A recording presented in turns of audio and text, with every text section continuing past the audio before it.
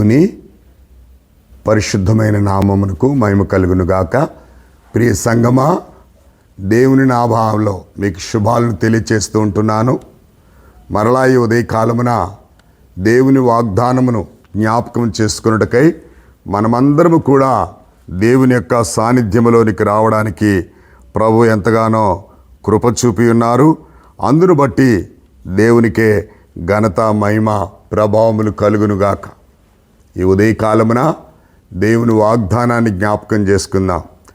ద్వితీయోపదేశ కాండము 28వ అధ్యాయము 9వ వచనం ఈ విధంగా సెలవిస్తుంది. ఆయన తనకు ప్రతిష్ఠ జనముగా నిన్ను స్థాపించును. దేవుని నామానికి మహిమ కలుగునుగాక. నిజంగా దేవుని యొక్క సన్నిధిని, దేవుని యొక్క కృపను పొందుటకు ఇశ్రాయేలులకు దేవుడు ఎన్నో వాగ్దానాలు, ఎన్నో విజయాలు, ఈ ద్వితీయోపదేశ కాండం అంతా ఇశ్రాయేలుని గురించి వ్రాయబడిన విషయాలు మనం చూస్తూ వస్తున్నాం. దేవుని యొక్క వాగ్దానము సెలవిచ్చే విధానం చాలా గొప్పగా ఇక్కడ మనకు కనబడుతుంది. ఆయన తనకు ప్రతిష్ఠ జనముగా నిన్ను స్థాపించును. ఎప్పుడు మనం ప్రతిష్ఠ జనముగా స్థాపించబడతాం? ఎప్పుడు ఆయనకు మనం ప్రతిష్ఠ జనముగా ఉంటాము అంటే ఆ 28వ అధ్యాయము 1వ వచనంలోనే రాయబడి ఉంది.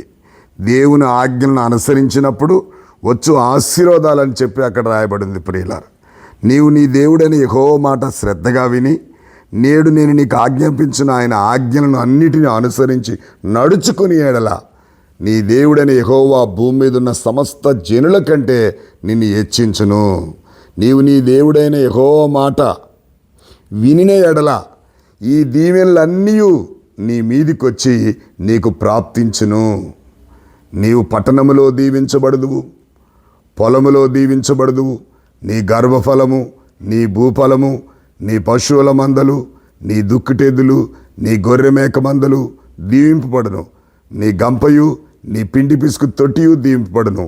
నీవు లోపలకు వచ్చినప్పుడు దీవింపబడదువు, వెలుపలకు వెళ్ళినప్పుడు దీవించబడదువు. దేవుని నామానికి మహిమ కలుగునుగా. ఎన్ని దీవెనలో చూడండి ప్రియులారా. అందుకే ఆయన మరి ప్రతిష్ఠ జనముగా స్థాపిస్తానని చెప్పినటువంటి దేవుడు ప్రియులారా. ఎన్ని దీవెనలు! దేవుని మాట శ్రద్ధగా వింటే ప్రియులారా, 1 కాదు 2 కాదు, భూమి మీద ఉన్న సమస్త జనుల కంటే భూఫలాలు, గర్భఫలాలు, దుక్కుటెద్దులు, గొర్రెమేక మందలు, ఈ పిండి పిసుకు తొట్టి అంటే మీరు ఆశ్చర్యపోవాల్సిన అవసరం లేదు. మరి ఆనాడు ఆ కాలంలో వారికి ముఖ్యమైన ఆహారం ఏంటంటే గోధుమలే కాక ఇంకో పంట ఉండేది, గోధుమలాగానే ఉంటాయి ఎవలు. వారి ముఖ్యమైన ఆహారము వారి రొట్టె ప్రియులారా. అందుకే ఒక తొట్టి ఉండేదట వారి పిండి పిసకడానికి. ఆ పిసికే పిండి కూడా దీవించబడుతుందని చెప్తా ఉన్నాడు. ఎంత ఆశ్చర్యమో చూడండి. కాబట్టి ఉదయకాలమున దేవుని ఆజ్ఞలను అనుసరించినప్పుడు మాత్రమే ఈ దీవెనలు. ఆ తర్వాత ఉన్నాయి దేవుని ఆజ్ఞలను అనుసరించినప్పుడు వచ్చే శాపాలు. అవి మనకు అక్కర్లేదు. మనము దేవుడు అందుకే అన్నాడు, మీరు దేవుని యొక్క సాన్నిధ్యములో మీరు వారసులవటకే పిలువబడ్డారని చెప్పి దేవుని యొక్క వాక్యంలో పేతురు పత్రికలో ఉంటుంది.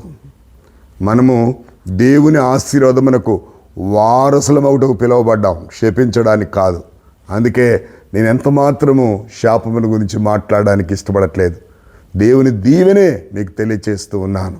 ప్రియ సంగమా, మనమందరము కూడా ప్రతి దినము దేవుని వాగ్దానాన్ని విని, దేవుని వాగ్దానాన్ని అనుసరించి, దేవుని వాగ్దానంతో ఏకీభవించి ప్రతి ఒక్క ఆశీర్వాదాన్ని మన సొంతం చేసుకోవాలి.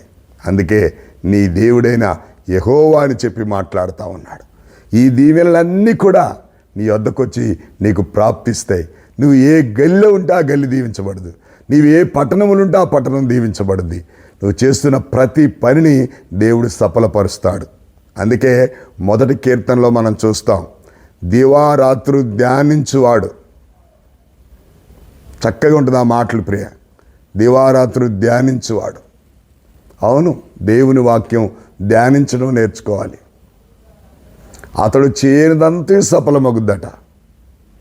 దివారాత్రం ధ్యానించే వారి ప్రతి కోరికను దేవుడు మరి నిజంగా సఫలపరుస్తానని ఆకు వాడక తన కాలమందు ఫలమిచ్చు చెట్టు వలె ఉండును, అతడు చేరినంతయు సఫలమగును. ఎవరంటే దివారాత్రములు మొరపెట్టేవారు. కాబట్టి ఈ ఉదయకాలమున ద్వితీయోపదేశకాండం 28 అధ్యాయముల దీవెనలన్నీ కూడా మనం స్వతంత్రించుకోవడానికి ఇష్టపడదాం ప్రియులారా. పొందుదాం, దేవునిలో ఆనందిద్దాం, దేవుని కొరకు జీవిద్దాం, దేవుని కొరకు నిలబడదాం, దేవుని కొరకు పౌరుషం కలిగి దేవుని ఆజ్ఞలు పాటించి ప్రజలందరి ఎదుట మన దేవుడు కీర్తనీయుడు.